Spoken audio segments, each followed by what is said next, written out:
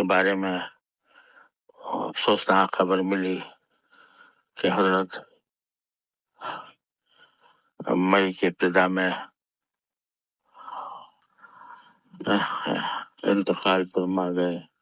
انا للہ و انا الیہ راجعون۔ مجھے افسوس ہے کہ ان سے نیاز حاصل کرنے سے محرومی رہی، لیکن رمضان سے قبل واٹس ایپ کے اوپر پیغامات کا تبادلہ ہوا۔ میں نے ان سے دعا کی درخواست کی، انہوں نے دعا کا وعدہ بھی فرمایا اور اپنے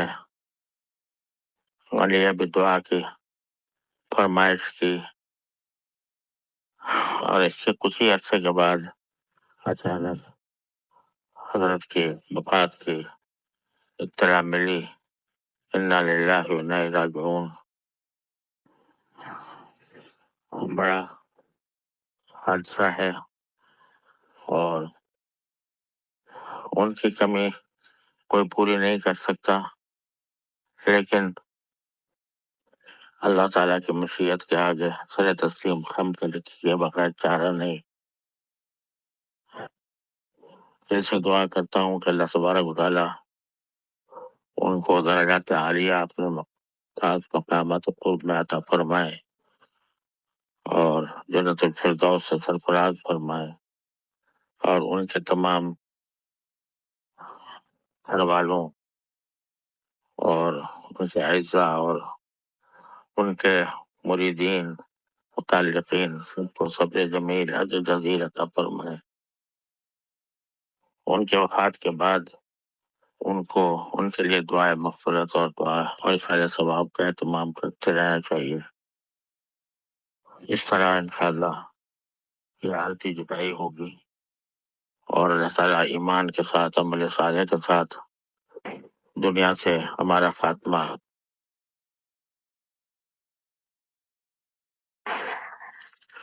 تو دل سے دعا ہے کہ اللہ تبارک و تعالیٰ ان کے درجات بلند فرمائے اور تمام متعلقین کو صبر جمیل اجر جزیل عطا فرمائے اور ان کے بتائے ہوئے طریقے پر چلتے رہنے کی توفیق عطا فرمائے۔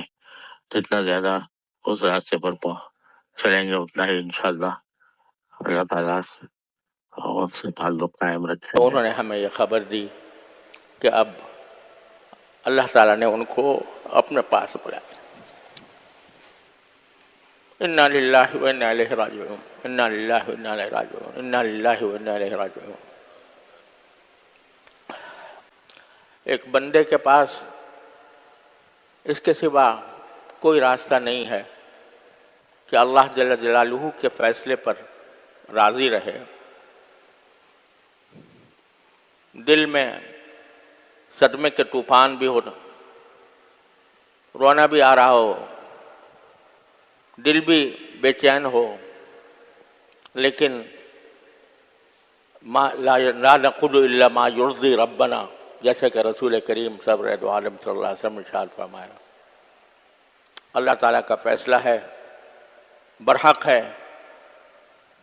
ہر ایک انسان کا ایک وقت مقرر ہے، کوئی اس سے خالی نہیں، اس سے کوئی ایک منٹ پہلے ایک منٹ پیچھے اس کو نہیں کیا جا سکتا۔ اگر کوئی دنیا کی بڑی سے بڑی قربانی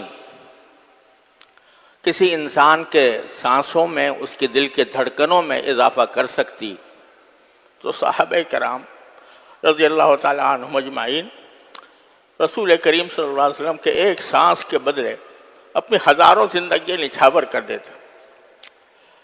لیکن جب آپ کا وقت آ چکا تھا، اللہم الرفیق الاعلیٰ آپ نے فرمایا تو دنیا سے رخصت ہو گئے، اور کوئی بڑی سے بڑی قربانی بھی اللہ تعالیٰ کے اس فیصلے کو روک نہیں سکی۔ آج ہمارے ساتھ ہمارے لحاظ سے اس وقت ہمارے ماحول میں اپنے بزرگی کے اعتبار سے، اپنے علم کے اعتبار سے، اپنے فضل کے اعتبار سے، اپنے کارناموں کے اعتبار سے، اپنی خدمات کے اعتبار سے اس وقت ان سے بڑی شخصیت مجھے کوئی اور نظر نہیں آتی۔ لیکن ہر بڑی شخصیت ایک وقت اس کو جانا ہوتا ہے.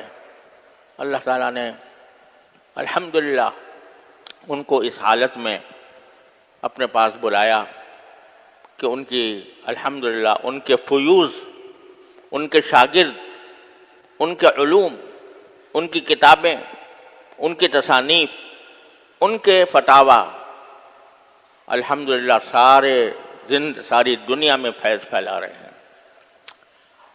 اس لیے جو ہرگز نہ میرداں کہ دل زندہ شد بعشق، جس کو دل عشق سے، عشق الہی سے معمور ہو، وہ مرتا نہیں ہے. اللہ تبارک و تعالی اس کے فیوض کو باقی اور قائم و دائم رکھتے ہیں. ہم سب کے لیے اس وقت صدمہ بہت بڑا ہے، لیکن اللہ تعالیٰ کے فیصلے پر راضی ہونا ہی ایک مومن کا نشان ہے. اس پر جب بھی صدمہ ہو تو انا للہ و انا الیہ راجعون کثرت سے پڑھنا چاہیے. اور میں آپ حضرات سے یہ درخواست کرتا ہوں، سب سے درخواست کرتا ہوں کہ جو وقت ہے اس کو زیادہ سے زیادہ ان کے ایصال ثواب کے لیے خرچ کریں. قرآن کریم کی تلاوت کر کے، نفلیں پڑھ کر، ذکر کر کے، تسبیحات کر کے، جس طرح بھی ہو ان کی روح پرفتوح کو ثواب پہنچانے کی کوشش کریں.